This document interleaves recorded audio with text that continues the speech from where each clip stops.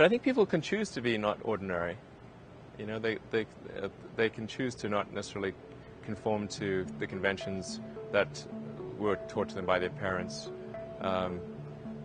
So yes, I think it's possible for ordinary people to choose to be extraordinary. You know, when I was a kid, I didn't really have any grand designs. I mean, the reason I started programming computers was because I like computer games, and I play lots of computer games, and I learned that if I wrote software and sold it, then I could get more money and buy better computers. So it wasn't really, you know, with some grand vision or anything. When I was growing up, I'd read lots of books, and they were very often set in the United States, and it seemed like a lot of new technology was being developed in the United States. So I thought, okay, I really want to work on new technology, so I want to get to Silicon Valley.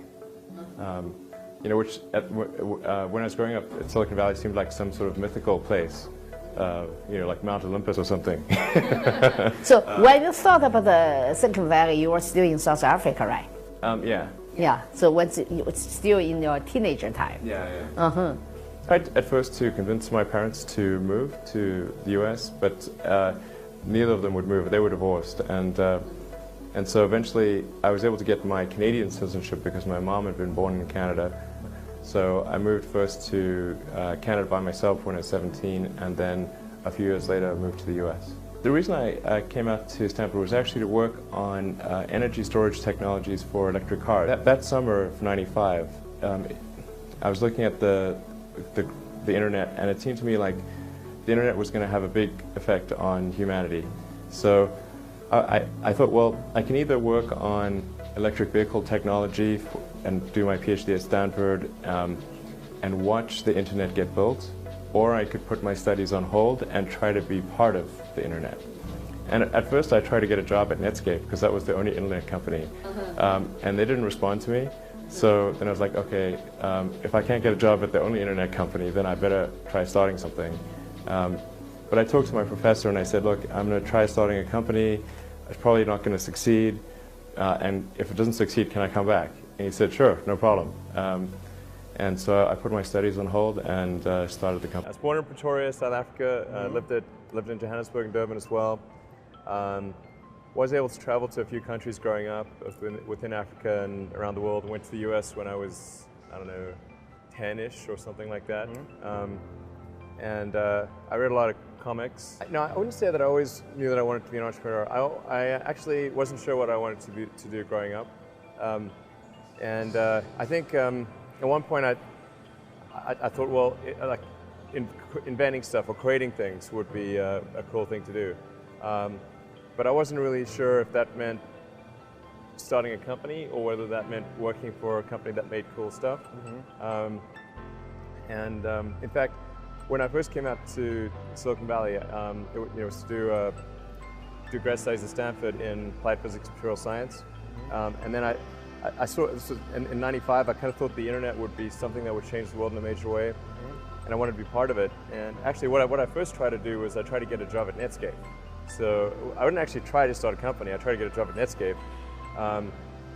And then that didn't work out? No, I didn't get any reply. So I had a physics and economics degree, or physics and business degree from Wharton, and I was doing grad studies in applied physics and material science, and I guess that, I didn't have a computer science degree or several years working at a software company. So for whatever reason, I didn't get a reply from Netscape, and I actually tried hanging out in the lobby, but I was too shy to talk to anyone, so I was just like standing in the lobby, and then I just walked in. Did you have your resume with you, or was it? Yeah, actually, it was pretty embarrassing. I was just sort of standing there, trying to see if there's someone I could talk to, and then I just couldn't. I was too scared to talk to anyone, so then I left. Amazing. So then you went on to do what from that point? So then I was just writing software that summer, and it got to the start of the quarter for Stanford, and I had to make a decision, so I decided to go on deferment. So I figure if I start a company and it doesn't work, then I can always go back to grad school. Sure. It's just, so I talked to the chairman of the department, and he let me go on deferment. And I said I'd probably be back in 6 months, and he said he's probably never going to hear from me again, and he was correct. I've never spoken to him since. So started a company with my brother and a friend of mine, Greg Curry, and the three of us created Zip2, which where the initial idea was to create software that could help bring the media companies online. So we helped, in a small way, bring companies like like New York Times, Hearst, Knight Ridder, and so forth, bring them online. Because they weren't actually always online. People don't realize that. Were you the CEO at the time, or did you give that role to someone else? Yeah, I started off being the CEO.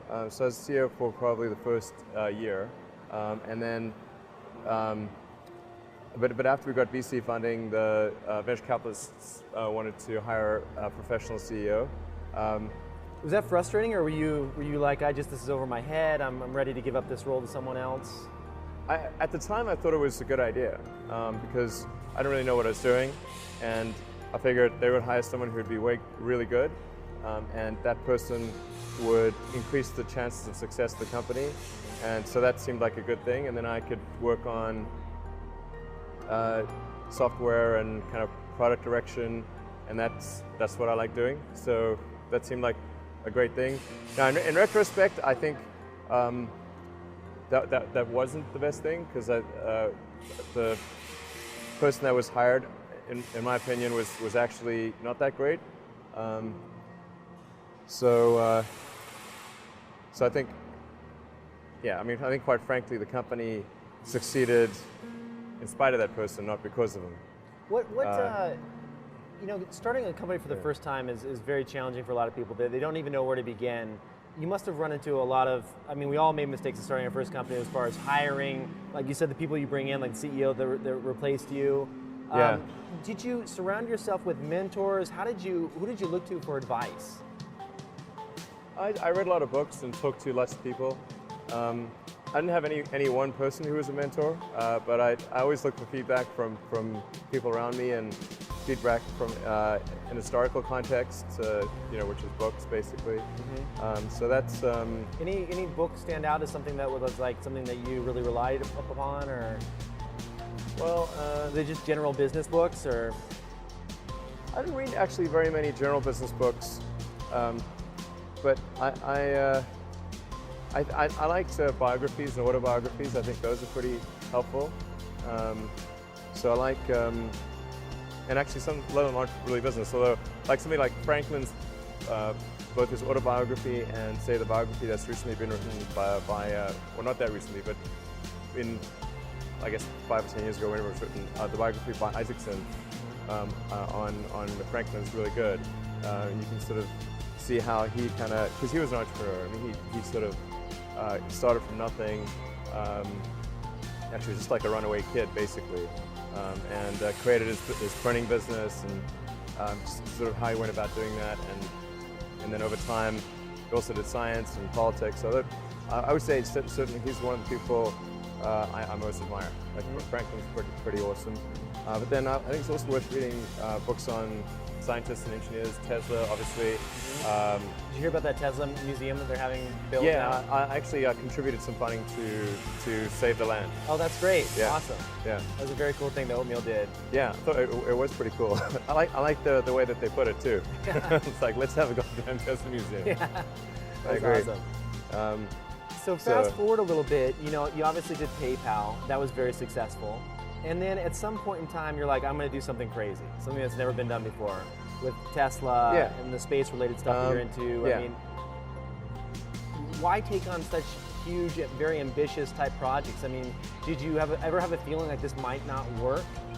Oh yeah, absolutely. Well, so this kind of goes back to college, where I was trying to figure out what are the things that would most affect the future of humanity, and the things that I thought would most affect the future would be with the internet, sustainable energy, which is both production and consumption, and so effectively solar cities like production, Tesla's consumption in a sustainable way, and then also space exploration and specifically making life multiplanetary.